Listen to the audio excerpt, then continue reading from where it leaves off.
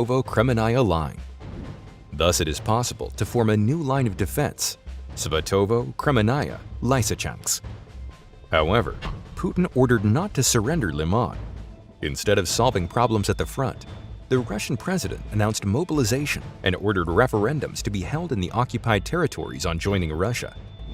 Putin hoped to intimidate Ukraine and allies with the threat of a nuclear strike, and thus stop the counteroffensive.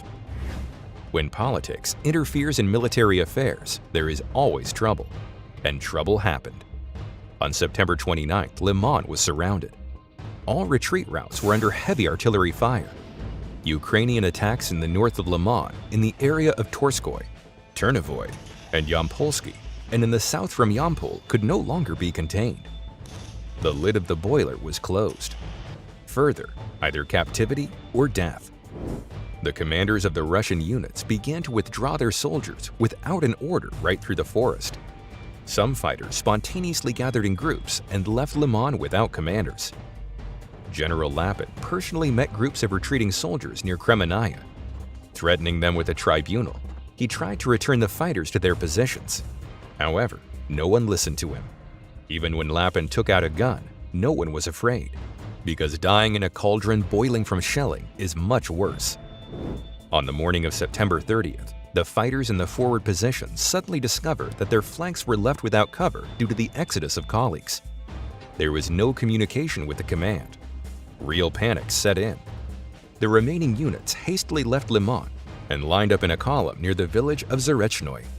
There was no turning back. Ukrainians immediately entered Liman. For the Russians, there was only one direction left, to the city of Kremenaya. When a Russian convoy of military vehicles and civilian transport rushed into the gap, Putin delivered a solemn speech in the Kremlin about the annexation of the occupied territories. The city of Liman was also on the list of new subjects of the Russian Federation. But the Russian fighters did not hear their president. They heard Ukrainian speech. The positions of the Ukrainians were so close that even through the roar of explosions, the noise of the wind, and the roar of the engines, one could hear the commanders of the Ukrainian groups giving orders to their soldiers. There are only 700 yards between Zarechnoy and Torskoy. For many, this path was the last. The withdrawal of the Russians was covered by soldiers of the 3rd Guard Special Forces Brigade of the Main Intelligence Directorate of the headquarters of the Russian Armed Forces. About 50 people from this elite brigade remained in Liman forever. The number of wounded is unknown. The number of killed and wounded from other Russian units is also unknown. According to the remains of the burnt transport on which the Russian soldiers tried to escape, we can talk about several hundred people. Many of them were mobilized. They only fought for a few hours. The order of retreat from Liman was received on 1 October. The holiday in the Kremlin was a success.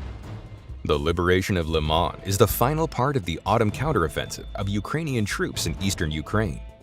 The scale of this operation is comparable to the largest battles of World War II. Liman, located at the junction of Kharkov, Donetsk, and Luhansk regions. Now the armed forces of Ukraine can attack in several directions at once, in Lysychansk, Rubizhne, Kremenaya, and Svatovo. General Zaluzhny won this game. Kadyrov was furious. Prigozhin declared betrayal. General Lapin was accused of unprofessionalism and removed from command.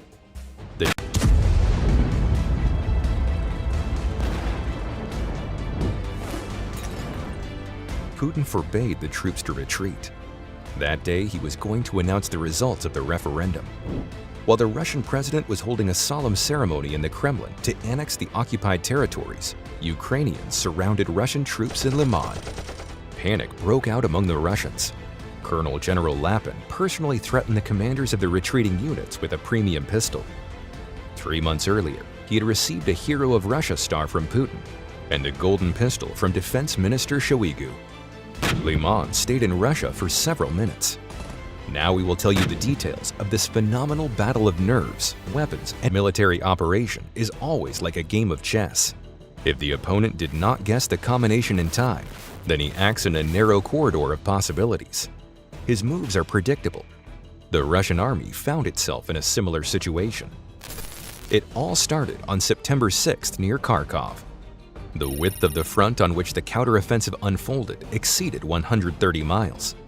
Behind the chessboard were General Zaluzhny and General Lapin. Liman became the main prize of this operation.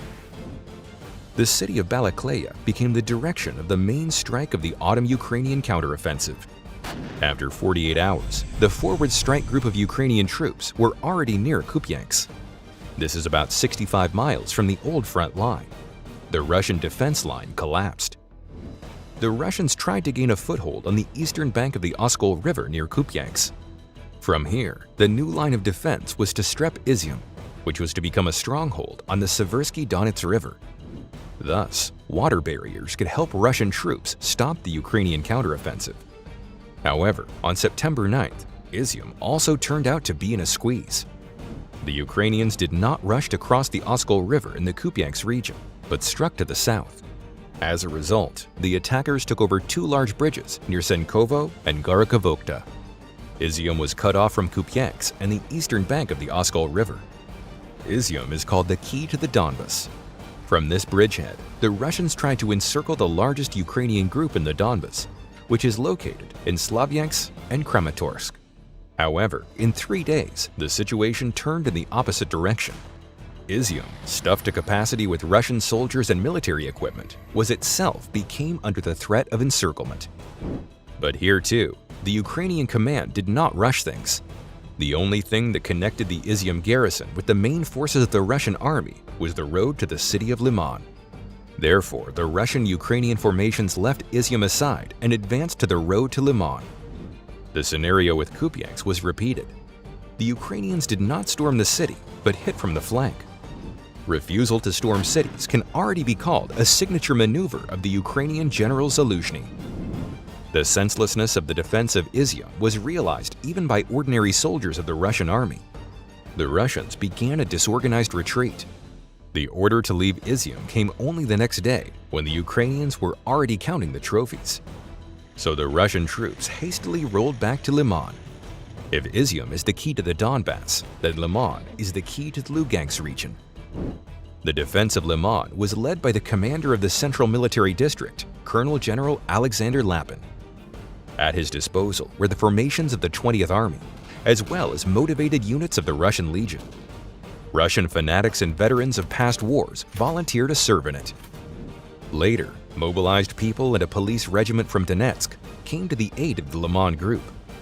This seemed not enough, so General Lapin reinforced the grouping with officers of the 3rd Guard Special Forces Brigade of the main intelligence directorate of the headquarters of the Russian Armed Forces. The total number of grouping exceeded 5,000 fighters. Liman prepared for the assault. Liman is surrounded on all sides by large protected forests, where you can hide infantry and equipment. However, Russian troops concentrated on the defense of the city and the villages around it. The Ukrainians, in turn, then applied the tactics that brought them success in this counteroffensive. They did not storm the city. Although there was a great temptation to enter Liman on the backs of the retreating Russian formations. In this case, the city would be taken much faster, but there would have been much more victims. The Ukrainian command decided to save the fighters. The regrouping of the main forces took several days. At this time, the Ukrainian assault group successfully crossed the Seversky Donets near Svyanokorsk. The peculiarity of Ukrainian rivers is that the western bank is always higher than the eastern one. Defending the low bank is very difficult. The Ukrainians then moved artillery to take control of the roads from Liman to Kremenaya. Before the start of the encirclement, Ukrainian machines approached the Liman area. For their transportation, several pontoon crossings were built to cross the Oskol and Seversky Donets rivers. The operation to encircle Liman began. Ukrainian assault groups began to infiltrate through the forest, first close to Liman, and then bypassing the city to the rear of the Russians. Ukrainians usually advance according to the classical scheme. 1. Scouts go first. They identify enemy positions. It can be both observation and contact combat. 2. The coordinates of enemy positions are transmitted to artillerymen of commanders of assault units. 3. If necessary, shelling is carried out. Usually, the Ukrainians carry out artillery preparations not only in the offensive sector, but along the entire front, so that the enemy does not recognize the direction of the attack. 4. After shelling, assault groups break through the defense. These can be small units of 10 to 15 people in pickup trucks. 5. If the resistance is high, then actions 1, 2, and 3 are repeated. 6. The main division comes last. They take control of the liberated zone and clear the territory. Advancing from the north along the Zelenaya Dolina Kolodyansky Arc and from the southeast, bypassing Yampol, the Ukrainians gradually tighten the noose. First, villages were occupied to the north of the Liman and then to the south of the city. Harassing raids by Ukrainian groups along the Liman-Yampol-Belogorivka line complicated the logistics. The clouds over Liman were thickening. The pincers were tightening. The city was doomed. It was like cutting down a huge sequoia. Despite the obviousness of the situation, it was difficult to guess the further actions of the Ukrainian command. The Ukrainians could move to Kremenaya or Lysychansk, or they could strike between these cities and break through to Rubezhny. At the same time, the possibility of storming Liman or the road connecting this city with Kremenaya was constantly preserved. The abundance of options increased the uncertainty in the headquarters of General Lapin. There was only one way to remove this uncertainty: to leave Liman and retreat to the Spatovo